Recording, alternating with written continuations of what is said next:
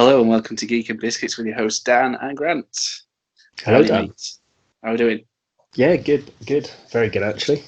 Good stuff. Good. Right, so before we start anything on this amazing film that we're going to talk about tonight, for those of you who are joining us today, if you haven't already, please subscribe. There's a tiny little button in the corner. It's got our faces on it, our beautiful little faces. So please click on that, subscribe, give us a like. It really, really does help us get out more content and reach other like-minded people such as yourselves, our biscuiteers, if you will. So with that in mind, I would Yes, also press like, the button. Press the yeah, button. Press the do it, button. Press it. do it now.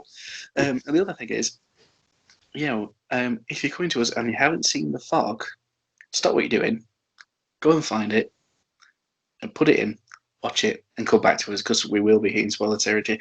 Pretty much like I've just spoiled that we're going to be doing The Fog. I hope people can read. Yeah, that's it. Mate. Well, that's it. It'll be on the banner art and everything. How silly of you. Right, so yes, tonight, the 1980 John Carpenter classic, The Fog. What a movie. I'll go straight off the bat. What a movie. Yes.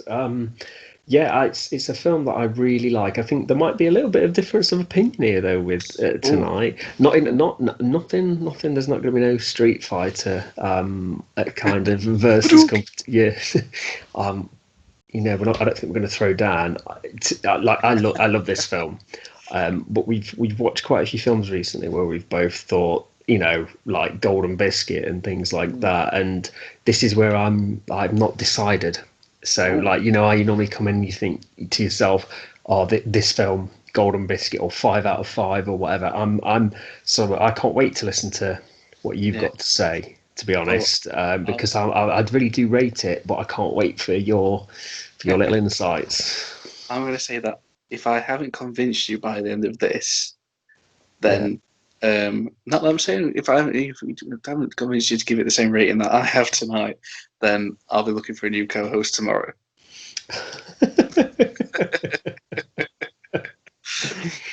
Oh, where's the Joking, offering? joking aside, everyone, yeah, John Carpenter's The Fog. So we'll start like we always do. Graham, what was your earliest memories of The Fog? um, really, I didn't watch this film probably till I probably knew you actually. Saw little clips of it and heard of it as like with John Carpenter. I think I like watched The Thing, and think Prince of Darkness was one that I always wanted to watch and never did. The Fog was one I always wanted to watch. And obviously nowadays people must think to themselves, if you want to watch a film, how can it slip from your grasp? But obviously back then, I mean, we still had a yeah. But back then we did until I was probably like 18, 19.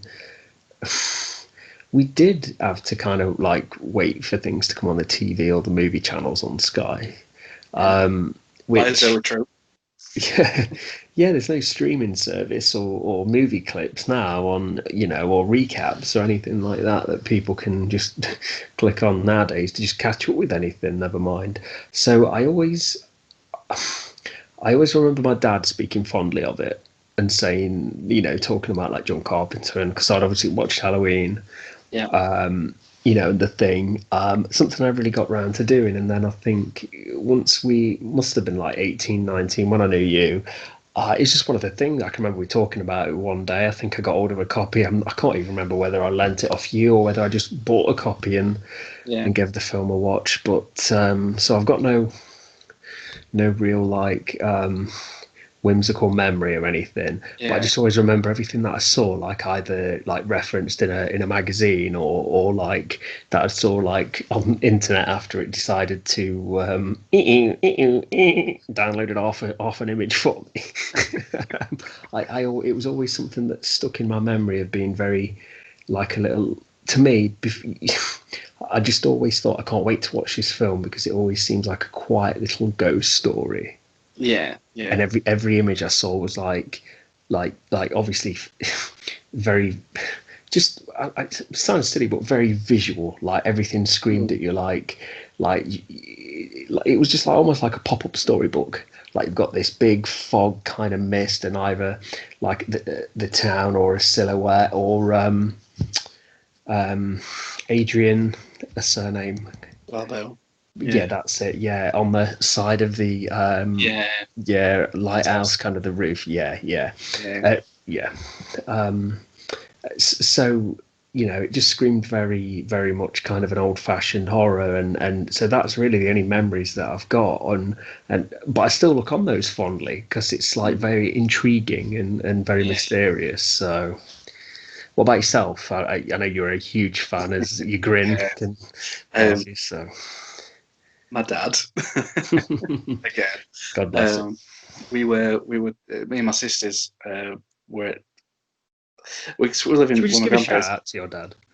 Oh Just want to say hello to him and thank yes, you for kidnap him in the middle of the night, sitting him down and making him watch these films because thank you for the movies, the we're to films I'm seeing. all the pants that you shit in. Yeah. Well, we were sat, me and my sisters. We were sat in the living room, and Dad was like, "Oh, I taped this the other night. It's really good. You need to watch this." So I all sat down, and it was the phone. It started off with John Houseman doing his little, you know, his ghost story at the Yeah. start. A really great way of introducing the film. What And then, voice he's got as well. oh, amazing! Yeah, isn't it? It's brilliant, isn't it? I mean, seeing him in Scrooged as well, like, Yes, bah, humbug. So this is fantastic. but my dad, the bit that sticks out wasn't necessarily the film. It was that we got to the point where the the crew were knocking on, tapping on doors, tapping on glass, and that, Yeah. and Dad had ordered pizza. So because we were engrossed in that, someone knocked slowly on the door, and we shit ourselves, absolutely shit ourselves, because they were all glass panel doors back, wooden old, Yeah. sort of single glazed doors back in the 80s. So it just scared the shit out of us. But that's my lasting memory of it. And then going on from there, just one of those films, feeling the need to introduce it to other people, Yeah. because I do. For me, it is my favourite ghost story. Yeah. And I think that comes down to the way it's set up. And if we sort of talk a little about the story, and it's just how, obviously, Carpenter wrote it with Deborah Hill, his producing partner. Ex-wife, wasn't she at that point, Yeah, or just ex-wife? Yeah. and they've been to Stonehenge when they were publicising Assault on Precinct 13, Yeah. I believe, and they'd seen some mist rolling over Stonehenge, um, so they started sort of writing that. But it was on a two-picture deal with, is it Avco Embassy? Mm-hmm. So it was the Fog and Escape from New York. New York. Yeah. Yeah. Yeah. So it was given about $1 million to do it, and it was sort of, it's the way it's sort of set up, and it's this old time ghost story. And it was sort of like looking into the production where we sort of realised that he'd sort of filmed about 60 minutes worth and wasn't happy, so he went back and edited to compete, edited some more gore. And I think he introduced the John Houseman scene at the start was a reshoot, part of the reshoot. But it's a great. That's a great decision. That. Oh, absolutely! It sets the tone completely. So you've got Yeah. the campfire. You've got the story, the old sea captain telling the story about this ship called Elizabeth Dane that crashed on the rocks, and the crew said they'd come back 100 years later, which happened to be that night. Yeah. That night, the next night, sort of the 21st of April. Yeah. Midnight, and scaring the shit out of the kids. But what a brilliant way to pull you in Yeah. that first instance. You capture your attention is completely grabbed because Houseman's done in close up. Yeah. Straight up, and you get the reaction of the kids, but mainly focus on Houseman. It's just brilliant anyway. But then very sort of typically, which we found, I think we mentioned in the thing, Carpenter uses his setting as almost like a character itself. So whereas in the thing you got long shots of corridors and a bit like Alien. Well, it's got a bit. Yeah. But Antonio Bay, the whole town almost in the opening titles gets a look in, doesn't it? It sets up. You get the you get a little bit in the church with you get introduced to Father Malone. My favourite character. Oh, he's brilliant, isn't he? He's fantastic. Yeah, he's just got a brilliant face. Like, because obviously the film does like linger on certain shots to not just to pad out, but also because the film is very atmospheric and it's very visual, and a lot of the like even the long shots with him just staring or reading things himself that we discover he's just got such a like memorable and great expressions that he has, very understated quality that he brings to, like, you believe he is the priest. I know we talk about actors getting into the roles, but he really does encompass all of that. I think it's absolutely. And I think that's a genius in like, your opening sequence, your opening titles, which last probably 10 minutes. Yeah. You go from the story to the town. You look weird things happening, car alarms going off. They were reshoots as well. Some of those, yeah. So. Popping out of the holsters and pouring petrol over. What else is all the glass shaking and all the bottles shaking in the fridges in the supermarkets, yeah. And then you get to with the church. I think that sort of precedes that actually, but he's already drinking, isn't he? We get straight away. We know that Father Malone has got a little problem with the tipple. Yeah. And a cameo by John Carpenter is it Bennett? Bennett is assistant, yeah. Yeah, his assistant, yeah. And the big chunk of stone falls out of the wall, revealing a book. And from that point, you've already got your setup. You've already introduced to one of the major players in that film. Yeah. But then it splits off into, I'd say, 3 character arcs, because as the film progresses, you have Stevie Wayne, who's Adrienne Barbeau's character, and her stuff with her son Andy, going up to the lighthouse and doing all her stuff. You've got is it Tom Atkins as Nick Castle? Nick, what a name! Yeah, and his storyline with Jamie Lee Curtis is as Elizabeth, and then you've got Janet Leigh as the mayor, and Nancy Loomis who was in Halloween as Sandy. You've got their arc as well. So you've got these 3 stories running consecutively, which I think also keeps it interesting because you get different people's points of view of what's happening. Yeah. And with each character, something different happens to them. They're all obviously they interweave sort of later on. Yeah. And stuff like that. But just from that outset, that initial setup, it builds atmosphere. It builds on. It lets you know this is something strange in this neighbourhood, and who are you going to call? Nick Castle. Yeah.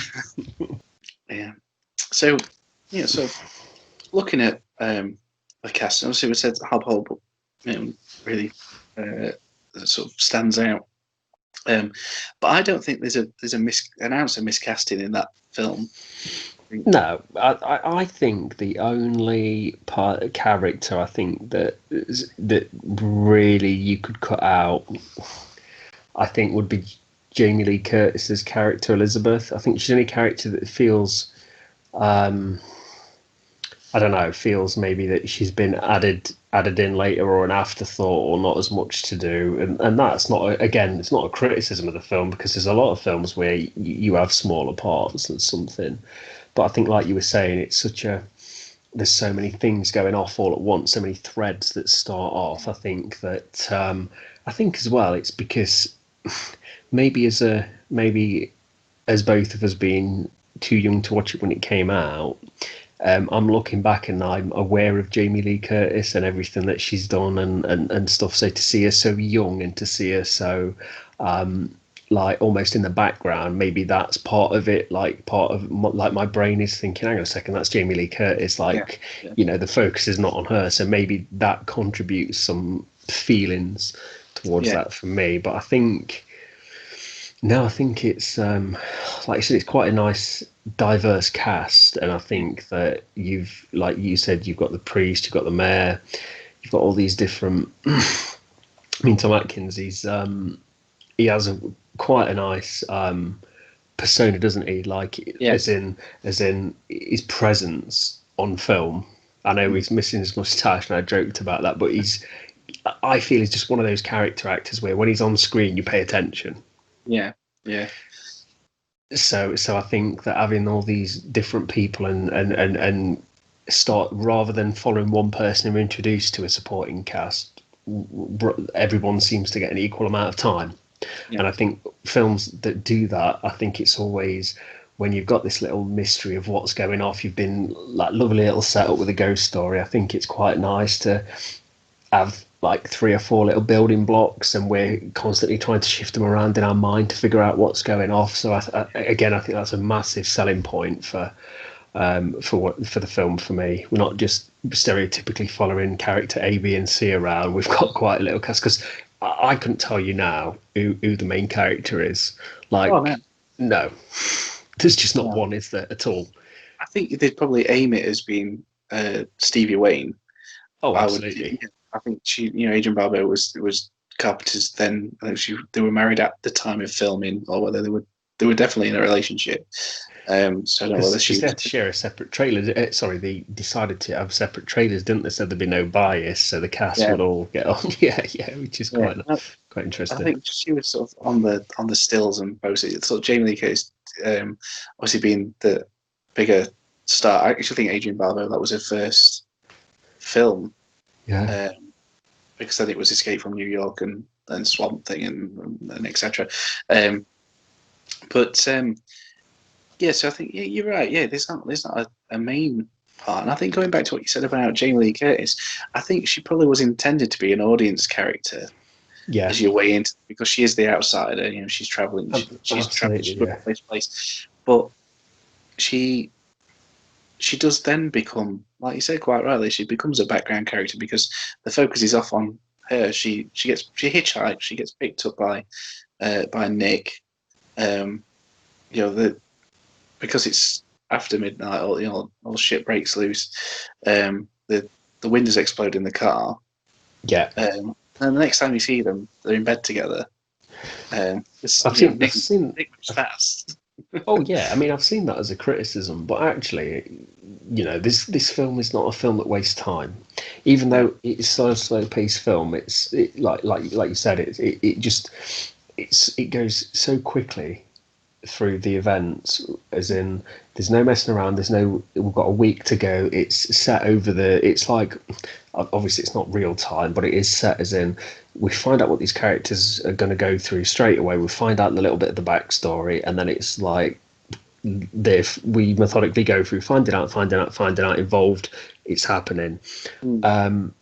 And to me it's just like, sorry, as one night stands, were they invented after the 80s? Yeah.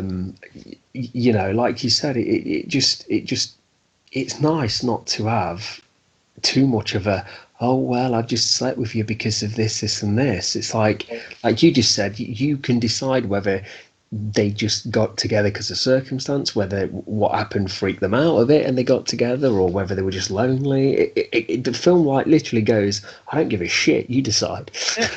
And the great thing is, it doesn't do the other thing of where they sleep together, so they're naturally in love Yeah, straight after. They go about their business, and Jamie Lee Curtis sort of tags along because she's got nothing better to do, and yeah, that's how she's presented. She presents herself initially in the initial conversation that she's just going from place to place, doing paintings and selling a bit to go to the next place.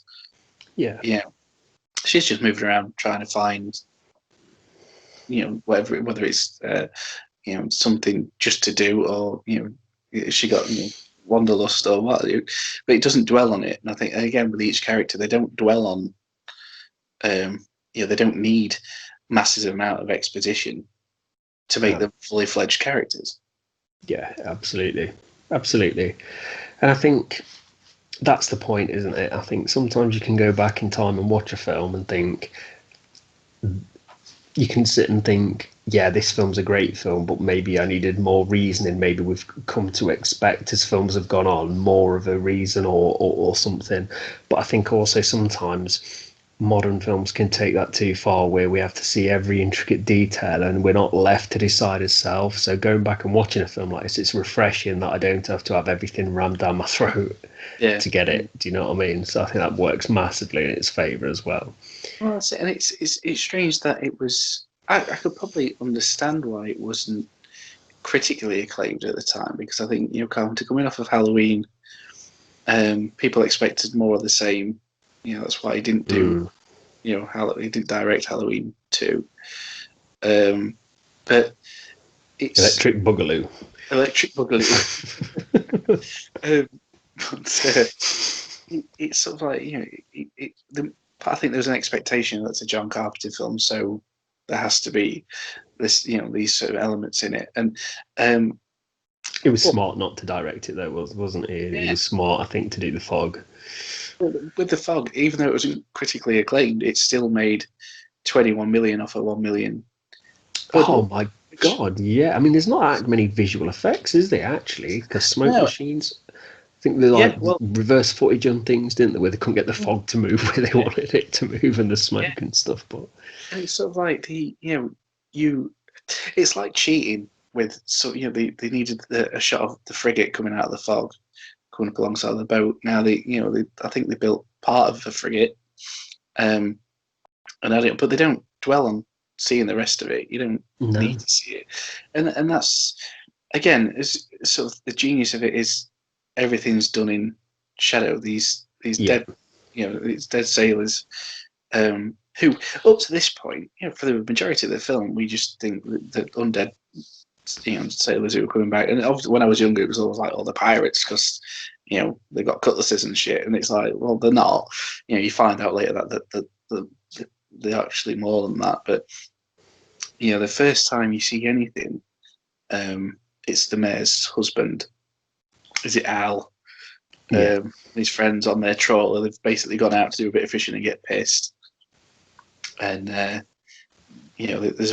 mentioned a fog bank on the radio. And they're like, "No, there's not a fog bank out there." It's like, what's she on about?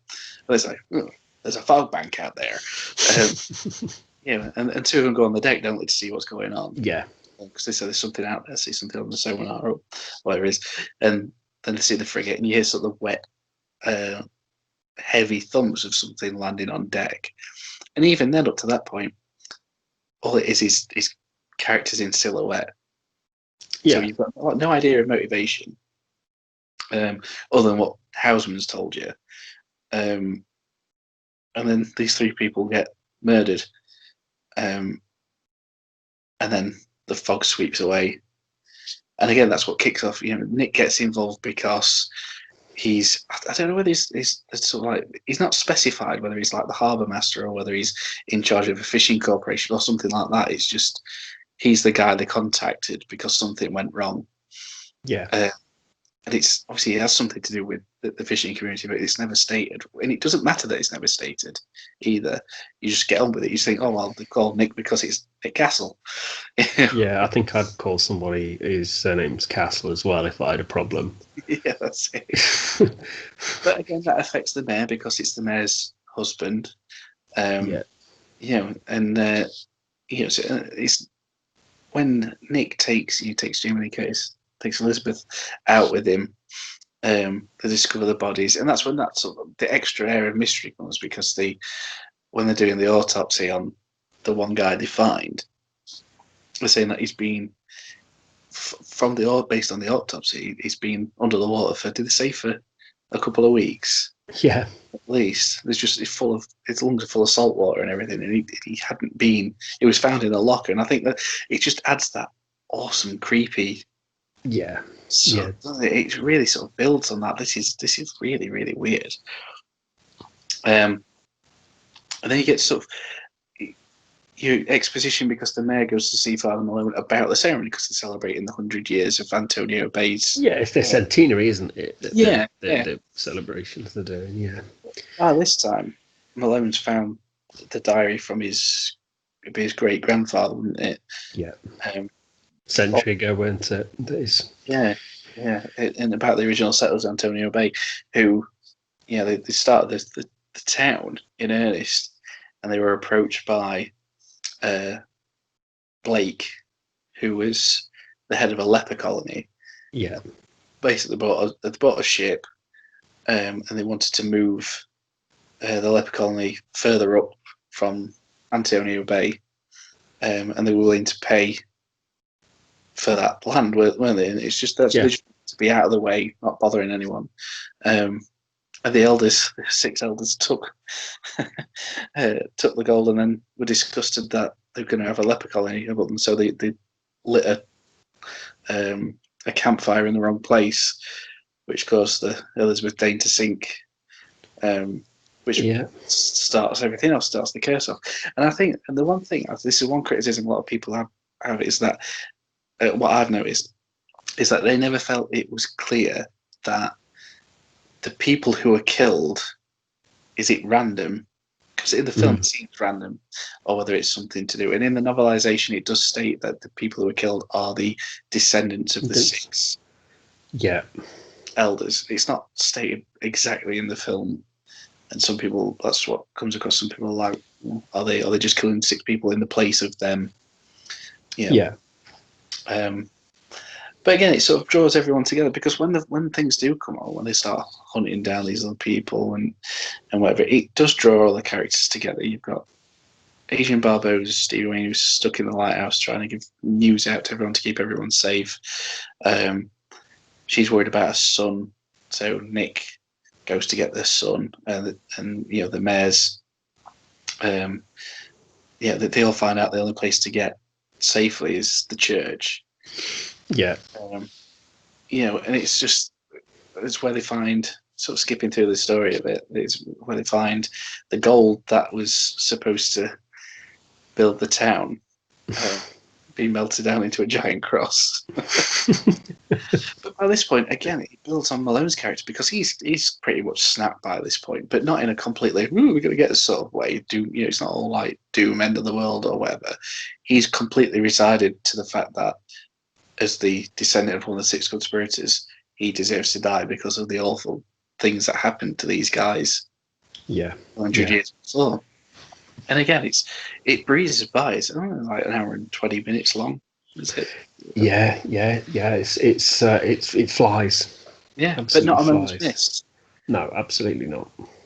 It's very it feels a very contradiction with itself, not in a negative either. Like it's the film, like you said, it's like a brisk pace. It like doesn't stop to explain things that don't need explaining, but at the same time you have a lot of visual kind of, like, we're left to breathe in the atmosphere and the vistas and the characters' reactions and stuff. So by that, it's like it does feel odd with itself purposefully, as in it really does contrast between the pace the plot gets through it, but it does allow that time for everything to sink in, and the score being one of those things that just typical Carpenter, just, it's another little notch to the, like, on the movies, like, ringing it. Well, I'll ring the bell from the hill for this one, because I just think it's one of his best scores. Oh yeah, it's because he scrapped his original score, didn't he, for it, because there's a bad taste for the original 60-minute worth of footage he shot, so he scrapped everything. And I think it just takes the film up another notch, doesn't it, another level, just that. And I think some of the best score as well is some of the best pieces of the score, right at the beginning. I just think it just works perfectly to set up this atmosphere of it's just fantastic, and I would recommend people, obviously nowadays people don't go out and buy stuff like that, do they? Probably listen to it on YouTube or stream it or something like that, and it is available, so do give it a good listen. We are in October, folks, so it is Halloween season, so get it listened to. Perfect chance. But you're right, it again, he masters I always think Carpenter mastered his craft early on because he was very good at getting the best performances out of his actors. Yeah. Which is essentially why he does use a lot of the same actors. But yeah, doing the music as well. And yeah, we look back at The Thing, and with Ennio Morricone, he did write it, but Carpenter, they said, didn't they, that Carpenter had already written the majority of that. They just wanted Morricone to add to it and build into it. So, he'd done Halloween, and they're all memorable. This is a great thing about Carpenter's music. It's instantly, for me, most people I think would agree, it's just instantly recognisable. Absolutely. Even if you don't know what film it's from, you could say that's John Carpenter. Yeah. So it's just, but it's like I said, visually, it's just film.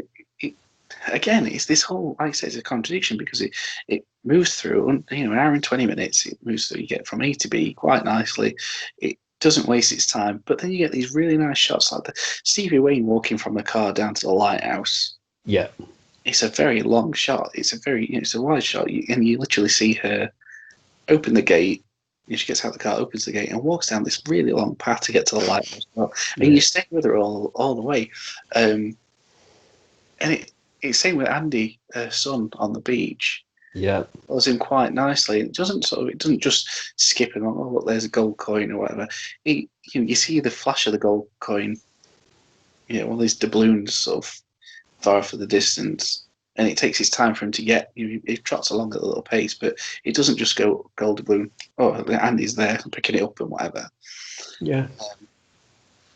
But there's so many nice little moments, and I think stuff that stands out for me is the scene where Stevie takes the doubloon, what had turned into a piece of wood, the driftwood, which got the name Elizabeth, they got Dane written on it, hasn't it? What's come off the ship? Yeah, he's got it on top of tapes and player. Yeah. It's just listening to promos, and it's when the water starts coming out of it, and it runs down, and then the audio of the because it's promos, isn't it, for a show?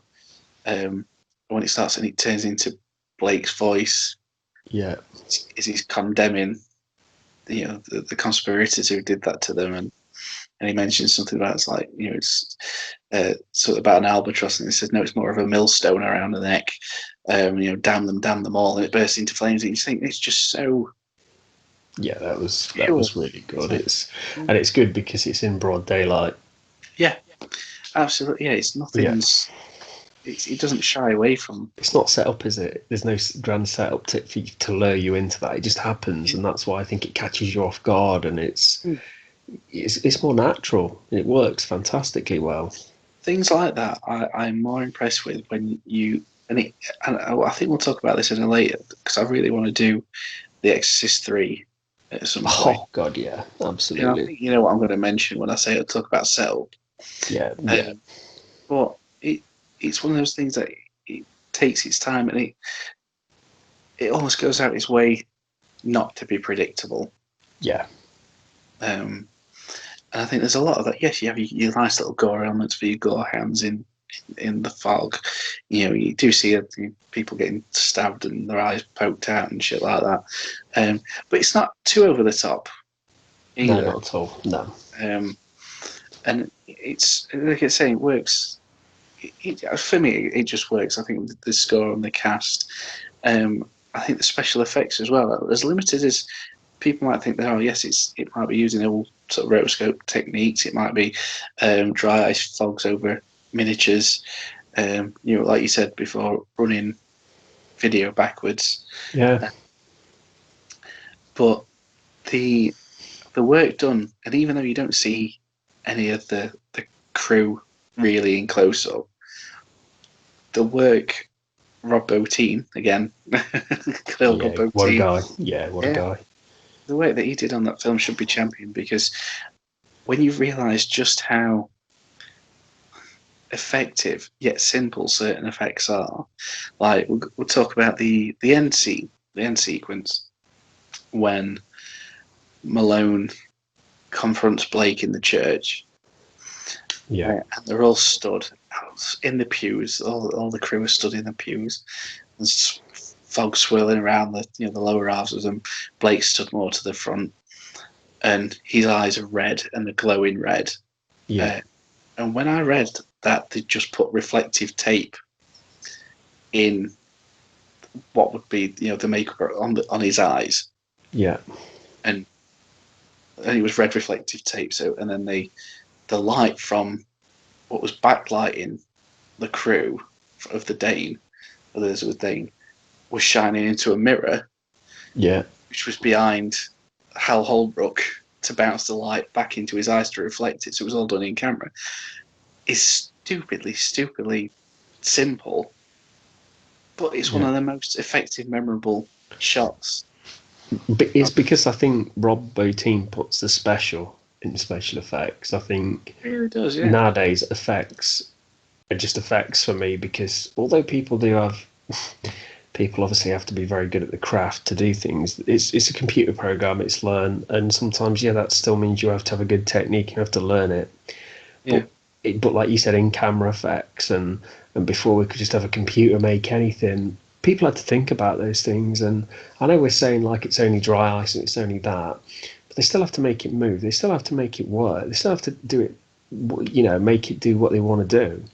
And I just feel that everything that's done is tangible. Yeah. It's special because you can feel it almost. You can see it. Things age, So Yeah. what? We all look back at photographs of ourselves and thinks that wow, everything fashion's different, everything's different. So I don't get why film is like almost. I know we talk about it, earlier episode, but I don't get why film and effects are like almost looked down on to go, oh, what's that? You're suddenly not top of the class anymore. The prettiest, Yeah. youngest thing, go away. It's like you said, it does need championing. These Yeah. things are incredibly intelligent people. It's not, they're almost puzzles in themselves that they fix to do. There is no, if you'd have gone on set, that is, like you said, that is what his eyes look like. Yeah. That's unbelievable. I think you're right. It is special. It's absolutely special. And I think that's why it works so well. You've got a fantastic backstory.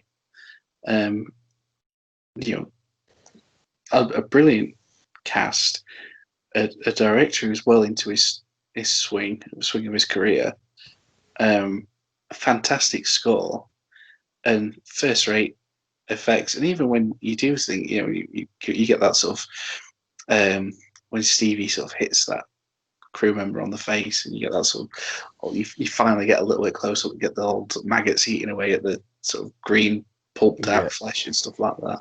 It's only a brief shot, Very because brief. that's all you need. Yeah, of course. What's scary about what's the crew of the Dane in the fog is that you don't see them. They're just stood there, all clothes all ragged, and and the silent. Other than that knock, and again the knock, the tapping on windows, that you're knocking on doors. It's that's three strikes that do, do, do, and nothing else. Yeah. Is just. I think that stuck with me. It's the same. It has the same effect on me, especially as a youngster, as what the howl from American Werewolf in London did. Yeah. It's noises you sort of, or me personally, associated with, having being scared shitless. Yeah. Yeah. As a kid, it's and it is. It's just it's one of those films that it really holds up, and it's a firm favorite. And I think there was a big misstep with the was it 2005 remake? Yeah. I think the big misstep with that was, I think Carpenter signed off on it because I don't think he was ever fully happy with No. his version of the fog, and I think he just wanted someone else to have a crack with it. Got a nice paycheck, didn't he? He did, yeah, bless you. But I don't know. It's just, again, it was a over reliance of CGI. Oh, it's absolutely horrific. Where I mean, I have tried to put a lot of it out of my memory, but I can just remember where you see like the crew and the ghosts, and they're all translucent, and it's actually dated far more than what the 1980 version is, and well, I think they try and tie up make some of the backstory more relevant, the conspirators to the main cast and stuff. But Yeah. like, I mean, is it Selma Blair who plays the Stevie character in that Yeah. almost? Yeah. And she's dreadful. She's like, she honestly, I think either the actress or the character is supposed to be stoned, or they might both be. Yeah. But that's where when people might say, well, there's nothing really too much, because I've heard the criticism, there's nothing much to these characters. Mm. But there's two problems with that criticism. Number one, the fact that we've said the film's almost a snapshot in time. It's Yeah. almost like a 24-hour period this film takes place in, and it's like, this is you're set up with the story, this is what's happening, it's happening now, the end. So Yeah. I do kind of like don't really buy into the criticism of these characters are way too thin, because it is unique and it is a snapshot in time, and I like the fact that we're not explained like, by the way, here's Tom Atkins, and then we're going to have 5-10 minutes back, like flashback of why he's sleeping with Jamie Lee Curtis after just meeting her. 5 minutes of wondering where his mustache has gone. Yeah, exactly. So that to me is one thing that I just don't get. Not every film, you know, not every it's a horror film from the 80s, but not every film has to be explained. Not every film has to have all these different motivations and be this complex. It's a short little campfire Yeah. ghostly tale, and what it tries to do, it executes perfectly. And my second point was, just go and watch The Fog. The remake is needlessly complicated. Mm. Yeah. It's a film that they just do not understand the original. And when you like watch that film in segments, it feels like they've just taken dumb teenagers from American Pie. You know, I'm not insulting that. I'm just saying that Yeah. like that kind of like background characters, and stuck them in to be murdered by CGI fog, and it just Yeah. ends up looking like a really shit Snapchat filter now. You're right. I think because they sort of, I get that they sort of try to do the effect where they change from looking relatively, sort of human-esque to sort of changing into sort of part school faces, and you phasing in and out. It reminds me of the King of the Dead in Return of the King. Yeah. That sort of effect where it's sort of phasing in and out of school Mm-hmm. face, whatever. But that's the beauty of the original. It didn't need that. It worked for No. what it was. You didn't need to. I think personally, the idea of something from the bottom of the ocean, or someone from the bottom of the ocean who's been down there 100 years, rotting away, being chewed on Mm. by whatever, coming back to life to stalk you is, that element is far more appealing and Mm. scary, I believe, than some The Haunted CG. Mansion. Yeah, essentially, yeah. And it just, I don't know. It's like the old Elizabeth in the remake was like they did it as like the reincarnation of Captain Blake's wife or some bullshit, and they sort of tied it in. And I think her character end up sort of dying and going off with Blake, which stopped the curse or something like that. It wasn't. Yeah, Yeah. And I think that well, that just adds to my point that, like, go and watch it, because back to back, watch them both back to back, and you realise that the pros of having a film that's like a snapshot, that doesn't need to explain and doesn't have silly little side plots that don't need to just exist, like silly romantic side plots and B plots and Z plots and everything. Instead, you get these that completely was just like just laughable, the end to the 2005 film. I mean, talk about just people have criticised Jamie Lee Curtis's character for being, I don't know, superfluous. yeah. But the fact is like you said, you can understand why she's in there. And she doesn't then have to be taking up time and wasting time on that. She becomes just part of it and hanging around like a natural kind of audience member to sit there for us to see things through. Instead, then we get the polar opposite of we get Elizabeth being like you said, the lead ghost Blake's wife. I mean, why stop there? Why not have one of the characters be the long lost relative of who made the ship, and then his brother's the long lost pet that was at sea, the parrot? Like where does it end? Because it's equally Yeah. as silly. I know I'm being facetious, but it's equally as stupid. But I think that's what again. It removes itself from the original, because the original sort of. I just want to talk about the Wish little it'd remove itself from my memory. but the hidden layers it has, Carpenter sort of like adds, the Doctor in it is called Doctor Fibes, and you know, I think it's mentioned that he's got all because it adds all these little elements from uh, other horror films and stuff that he likes. But I do believe that Arkham's mentioned Mhm. uh, at some point.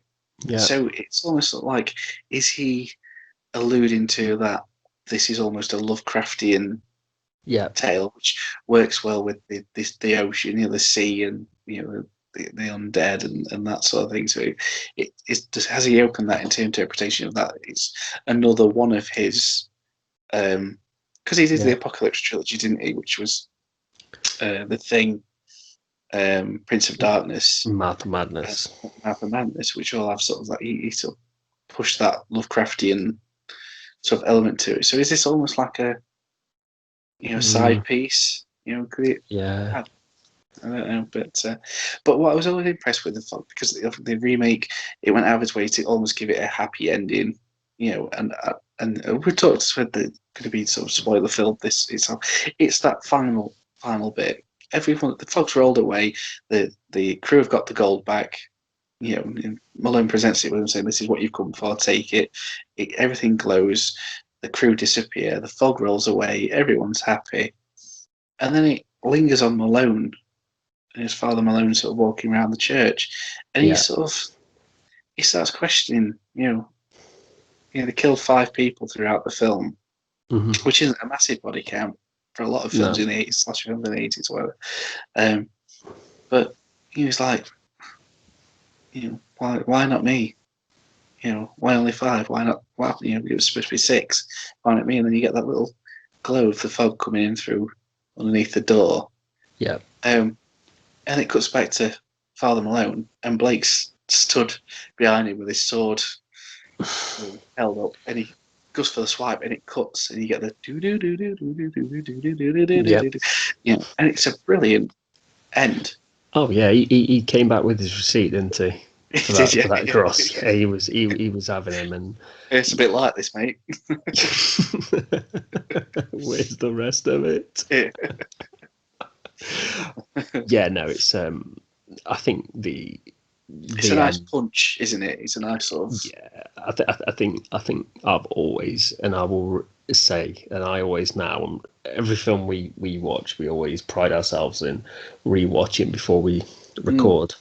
And I've started to do it in the day or the night before rather than like a yeah. few days before or whatever. So I've scheduled it in, and I will always, I think, be impressed by the fog. Would By you the would you be re-impressed by the fog? Oh, I'm always really impressed. Apart from the 2005 fog, that you can blow that fog out your ass.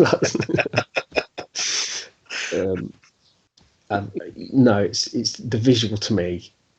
Or if anybody says, "Oh, the fog," the first thing that will pop into my head, consciously or subconsciously, is always in the church. Father Malone stood with the crew, and they're like you said, it's almost like the silhouettes, and then you get the lead, yeah, lead guy Blake, and you Yeah, played by Rob yeah, Bottin. Yeah, yeah. yeah, and the glowing red eyes, and the fact that everything's just so eerily quiet. Mm, And that's why, like you said, when he comes to take the cross, the gold cross, and he kind of grabs it, and Father Malone's got it at the same time, and you get that really like strong light that lights up Oh, the screen, such a yeah. strong visual presence, and you Mm. get the really like screeching sound effect and stuff, and that again, that contrast between the quietness that they've, even when they kill people, you get the score that like stings for a little couple of Yeah. seconds, but you don't really hear them like growl or grunt or kill. They're so silent and quiet, like you said, been dead at sea, the calm and quietness of the fog. Mm. I will always love the last part of the film. I mean, I do love the film anyway, but that the last part of it to me is it's a ghost story. And it's a story of restraint. It's one of those stories that you probably hear as a kid, and you think, oh, that's good, and then you go Yeah. to bed, and when you climb in bed, you think, oh my god, it's got under my skin. You That's the know? thing. Sorry, I was just going to say, what I loved about it is it is a vengeance story, and that Yeah, even though you could say, well, it's not technically Father Malone's fault that his great granddad or his grandfather was a complete tool. It wasn't fair on yeah, Al and his mates on the boat but it's removed much like the crew of the Elizabeth Dane are removed. They're out to get what was taken from them, and they'll take it back. yeah. It doesn't, beyond that point. It doesn't matter. It's like for like, isn't it? It's Well, the vengeful you know, spirits, what they're going to do? Invent a time machine, come back and invent a time machine and go back. Blake, you got to do something about your ancestors. Blake to the future. Oh But dear. again, that bit where they're holding the cross is a beautiful bit of sound design that I'm not sure whether it's meant to be a guttural noise from Blake or whether it's supposed to be a an energy of power, because it's sort of. I'm going to try I and do always an interpreted it as impression of it. power. Yeah, I always Yeah, interpreted this as power. So if anybody's listening to this, yeah. it's not Dan's stomach or his It might anus. be. This. Damn, what am I going to use now? Um, but it does go like a, and it goes down and then up, doesn't it? It's sort of like Yeah, it's yeah, this it weird, does. and it's a beautiful bit of sound design. It's so unearthly. Yeah, I always looked at that as if it was like some kind of unworldly transfer of power. Mm. It might not be. It might, like you said, it might be a guttural thing from Blake. But again, having a film that old now, or to me, 80's still not that old, but No, having a film that old that actually, can deal in ambiguity. I will actually pronounce that properly one day. But it's so ambiguous that mm. and instead, it just pisses me off that I'm still sat there listening to the fact that Blake gets a wife in the remake. It's Fucking not fair. If Blake hell. gets a wife, it's not really fair on all the other pirates that didn't, is it? No, like Uh, so them two Round of disappearing. applause. Yeah, did the pirates just go there and just go, well, fuck me? Bros before hoes. We come for some gold and we were murdered, and he's got a wife and he's fucked off. What's that? What we're going to do now? We were undead for why? Yeah, I'll just get me a bit of totty about. That must be a rather long and morbid existence. yeah, Cross over jeez, because you wanted to get your end away. That's fucking yeah, bullshit, mate. exactly. Tea and me. Oh, he's gonna pay for that forever. Hey. Oh, so final thoughts, mate. Um, yeah, I do really like this film. I think it's perfect for Halloween. I think it's also one of those films like people. I say like people know, like people won't know, but I have become a dad very recently, so it's way too early to show it to my daughter. Yeah.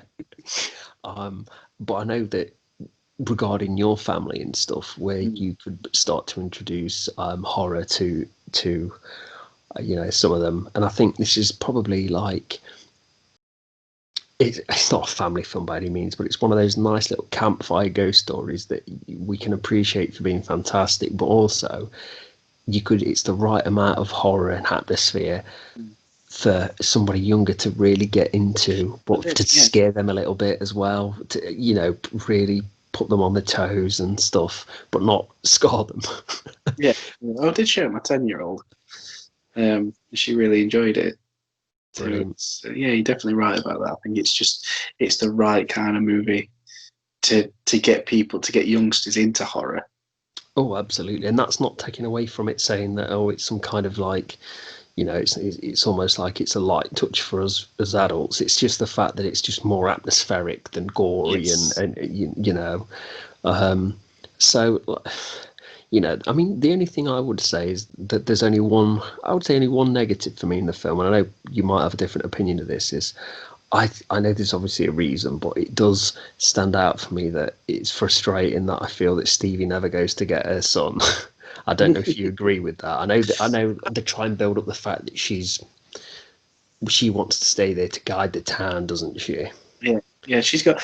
I think you're right. I think any parent in the right mind will want to do absolutely anything to get chat. And like you said, as a new parent, and me being a parent of a few years now, it's just you would do absolutely anything to go and make sure your kids are all right. You wouldn't leave it up to anyone else. However, I think for the film, you're right, it works because she's in the lighthouse. She's got that vantage point. She can see where the fog's moving throughout the Yeah. town, and obviously, if it wasn't for her, they wouldn't be able to be Yeah. guided up towards the church. Having said that, you could start unraveling things and say, well, if she'd not done that, they'd have just killed, the remaining 6 and been happy with it. It's Yeah, but I think it's hard for me to have a go because equally, like you said, the film is trying to get across straight away. Everyone who watches it will surely know that they're trying to get across that is why she's staying there. So a film that is less of a snapshot film will then explain those actions, but at the same time, I feel that I can't everly criticize it because I appreciate that it's like we're not going into a psyche, we're in a snapshot of her doing this. Yeah, well, she's like, it's all right. If anybody obviously that's not watching me, that's not Dan, that my eyes went suddenly massive and wide then. I almost felt like I was like trying to explain what a character must be thinking at that time. But yeah, no, that's so I think that although it is a frustration, and I think that's probably only one thing that maybe modern audiences would go, what the fuck? I do feel that it is a snapshot, and we're not supposed to be sat there, analysing everything. We're supposed to be sat there, and she could be at the end of a tether for all we know. She could be scared shitless. yeah. So, it's just like a little negative for me. That's the thing. But I don't think it can rip the film apart for it. Not at all. So. So we'll come to a rating then. Let's rate The Fog. Have I convinced you anymore? I'm going to be honest with you. I would give it 5 out of 5, and not the Golden Biscuit, and it misses out by probably a gnat's pube. It's so close, but I just feel that if I could give. There's a lot of films I'm thinking about now that I would give 5 stars and not the Golden Biscuit, and so. And you're happy to give it the Golden Biscuit. It's one of your favourite things, so I'm happy for it to get the Golden Biscuit. But if I was rating it on my own, I think it'd slightly miss it just because of nothing the film does. It's just the fact that every film's limited by its by what it wants to be. And I think because it's such and I love it for that. That's why I absolutely adore it. Is because it is a small little fishing town, little kind of ghost campfire story that it's so like it's designed to be a snapshot. It's designed to be this little film that you can put on, creep yourself out for a little bit. It's over. That's it. Can I just say, would you say you adore your new daughter? Probably probably more than that. I'd say, yeah. Yeah. So she wouldn't deserve. She'd deserve a Golden Biscuit, not 5 out of 5. Wouldn't she? Well, I think the fact that I think that films and people have slightly different ratings. But I think Not in my book. no, no, films are better. I've turned around to my youngest when she's been a little turd, and I said, you know what? I enjoyed 13 Ghosts more than I enjoy you at this minute. Oh my God, I'm surprised she's not left.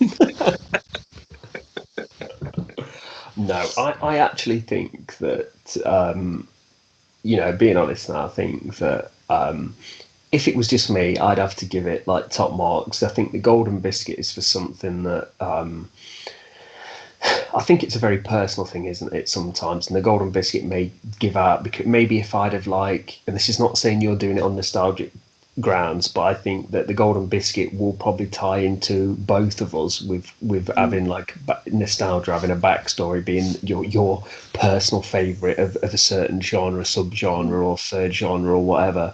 Whereas maybe I've slightly missed out on that with not watching it, beforehand. So I'm just trying to think of, because people might listen and think to me like, well, why have you not given it? I gave Frighteners it last episode because I felt it was just so weird, wonderful, and wacky. It married up everything perfectly. I think it had just this big scope and it achieved everything it needed to be. And to me, that was like such a great show. Whereas, I mean, just to play devil's advocate a minute, Jamie Lee Curtis and John Carpenter absolutely still don't like The Fog, where I think if I met them, I'd have to, even though I love them, I'd have to slap them for not liking it. You're wrong. Yeah. Oh, you made this great film that you don't like, you dick. So, as far as it goes, I am absolutely happy for it to have a Golden Biscuit. And if we were, it's got one of the best endings. It's one of the best looking films I've seen. It's unbelievable. So I'm very happy for it to have it, and I think that this is our Halloween special. So maybe as fans of, fuck it, right? Okay, I'm waffling here. So what I'm going to say is, yes, I will give it a Golden Biscuit. I think I might get because I think horror is our love genre. It's full of shit, but it's full of awesomeness and epic work as well. So, it's our Halloween specials. We will be leading up to season 2. So maybe when it comes to season 2, I will try and whittle down, like. No, I think Yeah. I think we will. I think there'll be a lot of mixed films. Obviously, the stuff we've loved, but I think we can even be critical. I think with these being, it's a special. We purposely picked, stuff we knew we'd be happy talking about. So we haven't picked anything new to us as an audience. It's it's the way forward. But I say I think we can easily be critical in season 2. Yeah, that's it. So thinking about it, I don't think I don't need to take any credit. I don't think you've convinced me. I think I've convinced myself. No, yeah, I think I have to. I think the films, just thinking about the Frighteners thing, the Frighteners were so ambitious and I think delivered on so many levels. And I think The Fog took it the other way and said, we want to be so small, tight, neat, really just want to tell a little story to put the willies up you. You can involve your kids, make them scared a little bit, but they'll know they'll be fine, and watch it every Halloween, and just this nice, really tight ghost story. And I think that it achieved everything it needs to do. I still think from that shit show in 2005, you can see how good this film was. So yeah, I think it is definitely a Golden Biscuit from me. I'm just going to go down to the door, mate. Yeah, you do that. I hope you ordered a pizza. And yeah. If anyway, guys. Again, like Dan said at the beginning, I'd let him introduce it, but I don't know whether he's getting his pizza or his entrails handed to him. So I'd just like you to like and subscribe. That would be perfect. Like Dan said before, it does help us get it out further. Oh, you're back. How are you? Yeah, it's all right. It's fine. It was a pizza. No, but no, you're right. I think, and those who haven't already subscribed, based on the really nice way that I put it at the start of the show, get it fucking done. Yeah. Do it. Yeah. But kind of like those things you see where if you don't share this like meme by 12 o'clock, your great grandsister's cat will drop dead or something. Those stupid memes that you see. So I think we ought to invoke a 100-year curse with if you don't subscribe, we're going to send the pirates or crew members round to deliver your pizzas and annoy you. But Yeah, we do appreciate it, don't we we? do. It Yeah, helps ultimately, it, it's it like, helps us get out more and helps our stuff get seen by more people and all that algorithm rubbish that YouTube does for us. yeah. So But, and again, thanks for listening. Thanks for joining us. And the next episode will be our last Halloween special of this year. yeah, And then we'll be moving on to the glorious series 2. yep, in 4K. I'll look forward to speaking to you very, very soon. Yep. All right. Till next time, mate. Yeah, take care, mate. And goodbye, folks. Thanks again for listening.